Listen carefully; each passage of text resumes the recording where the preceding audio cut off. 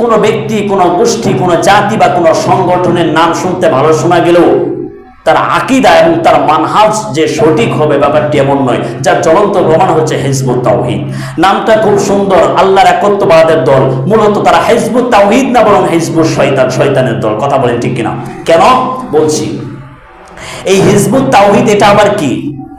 এটা একটা সংগঠন, এতটুকু বুঝেন, একটা সংগঠনের নাম। হিজবুত তাওহীদের প্রতিষ্ঠাতাকে টাঙ্গাইল জেলার সদর থানার করটিয়া গ্রামের মোহাম্মদ বাইজিদ খান পন্নী 1995 সালে এই হিজবুত তাওহীদ নামক সংগঠনটি তিনি প্রতিষ্ঠা করেন। বেশি দিন হয় নাই, 1995, তার মানে 30 বছর আগে।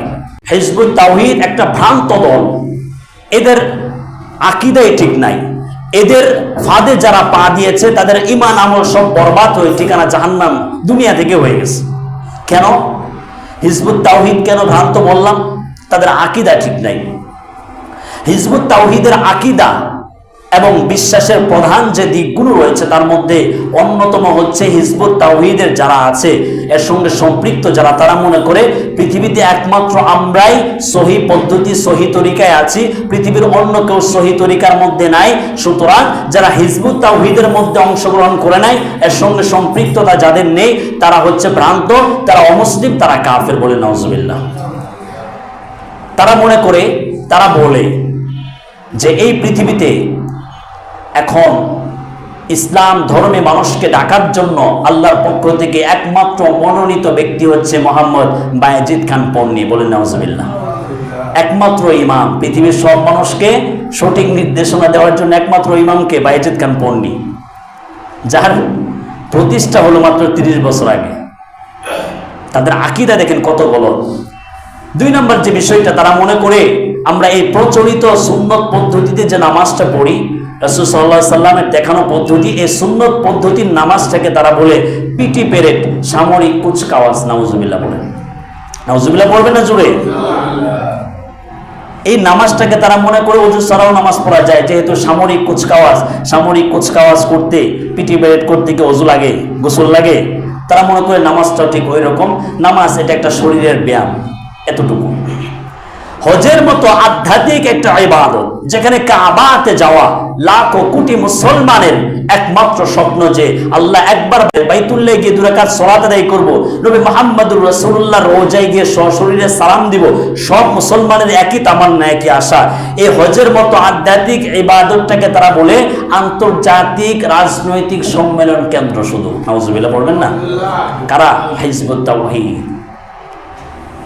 এদের আরো কিছু গলত কথা শুনবেন। তারা বলে 60 হিজরির পরে ইসলাম বিকৃত হয়ে গেছে, ইসলাম সঠিক, ইসলাম নাই, এখন আমরা হিজবুত তাওহীদরা এসে এটার জীবন দিচ্ছি। অথচ 110 হিজরি পর্যন্ত সাহাবাই কেরাম ছিলেন। সাহাবাই কেরাম এর একেবারে সমাপ্তি হয়েছে 110 হিজরির পরে গিয়ে। তো ওনাদের কথায় বোঝা যায় সাহাবাই কেরাম সঠিক ইসলামের উপরে ছিল না, তাবেঈনগণ সঠিক ইসলামের উপর ছিল না, তাবেঈনগণ সঠিক ইসলামের উপর ছিল না। হিজবুত তাওহীদের এই ভ্রান্ত আকীদার যে দলটি আমাদের বাংলাদেশে প্রায় এখন অনেক মানুষকে তাদের দলে নিয়ে নিয়েছে। তাদের যে আকীদাগত সমস্যাগুলো দেখেন, তারা মনে করে 60 হিজরির পর ইসলাম বিকৃত হয়ে গেছে, ইসলাম মানে আগের ইসলাম নাই।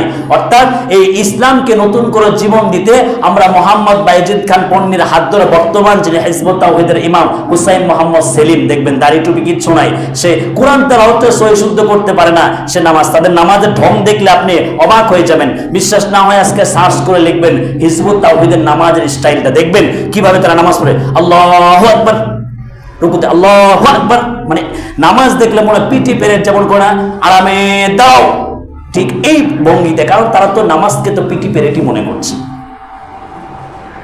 তাদের কথায় সাহাবায়ে কেরাম হকের উপরে ছিল না, তাবেঈনগণ হকের উপরে ছিল না।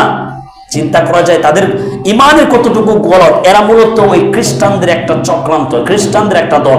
তাদের দলে প্রথমে নেয়, প্রথমে বোঝায় আমরা হিজবুত তাওহীদ ইসলামের একটা দল, নেওয়ার পরে এখান থেকে মানুষকে বেঈমান বানায় খ্রিস্টানদের মধ্যে ঢুকায় দেয়। হিজবুত তাওহীদ সম্পর্কে আমাদেরকে সচেতন থাকতে হবে। যেখানেই দেখবেন হিজবুত তাওহীদের অনেকগুলো বই আমি পড়েছি, তো হিজবুত তাওহীদের অনেকগুলো বইয়ের মধ্যে আমি একটা বই তো যে কয়েকটা পড়েছি কোন একটা বইতে দেখলাম না তাদের ধর্ম হিসেবে লেখা যে ধর্ম ইসলাম, এরকম লেখা নাই। তাদের ধর্ম হিসেবে লেখা ধর্ম মানবতা, যেটা নাস্তিকদের স্লোগান। এবং হিজবুত তাওহীদের সংগঠনের মূল স্লোগান হচ্ছে মানবতার কল্যাণে আমরা নিবেদিত, মানবতার কল্যাণে নিয়োজিত। এই হিজবুত তাওহীদের এই স্লোগানটা কি? মানবতার কল্যাণে নিবেদিত, মানবতার কল্যাণে নিয়োজিত। আর হিজবুত তাওহীদের প্রায় একাধিক বই আছে, আমি 3-4টা বই পড়েছি, ওর মধ্যে কোনোটাতেই দেখলাম না ধর্ম হিসেবে প্রথমে সূচির মধ্যে যে লেখা থাকে ধর্ম কি ধর্ম হিসেবে লিখছে আমাদের ধর্ম মানবতা। কেন ধর্ম ইসলাম হতে পারে না? ইসলামের মধ্যে মানবতা নেই? তাহলে ধর্ম তোমরা মানবতা কেন লেখো? ধর্ম মানবতা এই জন্য লেখো তারা নাস্তিকদের গুণগান গায়, মূলত নাস্তিকদের একটা অংশ এরা।